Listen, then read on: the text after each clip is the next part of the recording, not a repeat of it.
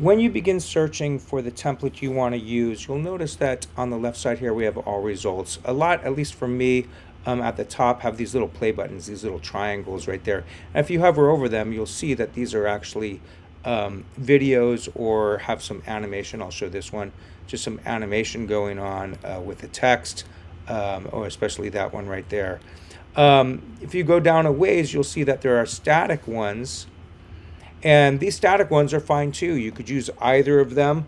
And you could actually turn a static one into an animation or a video. And I'll show you how to do that another time. But just choose a template. You could also use this area up here where it says use 5+ words to describe what you want. So let's say you want to be a pilot. Let's do airline pilot because there's airplane pilot. That's a good type of pilot.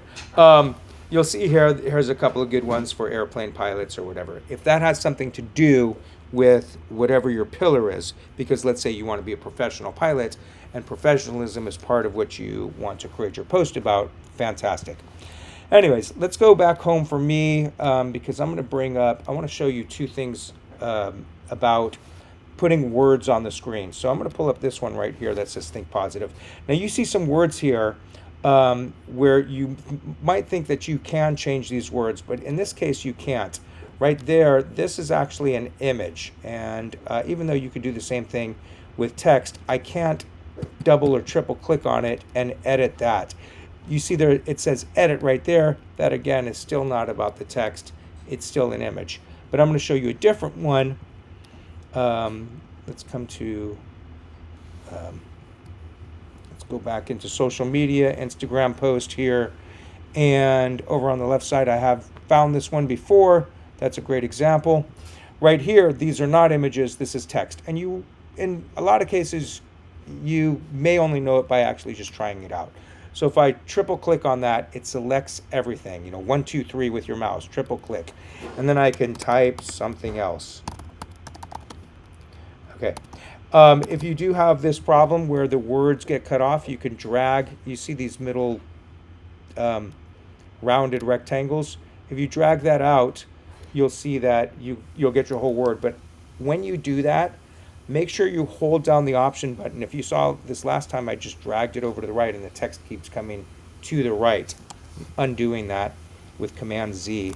And now what I'm going to do is I'm going to hold my Option key on my keyboard. It's right next to my Command key, at least on mine. And when I do that and I click and drag on one side, notice that the bounding box, the outside of this rectangle, separates from the center. That will also work from the corners, because the corners, if I click and drag it this way, you can see how it comes down to the left side here. Command Z to undo.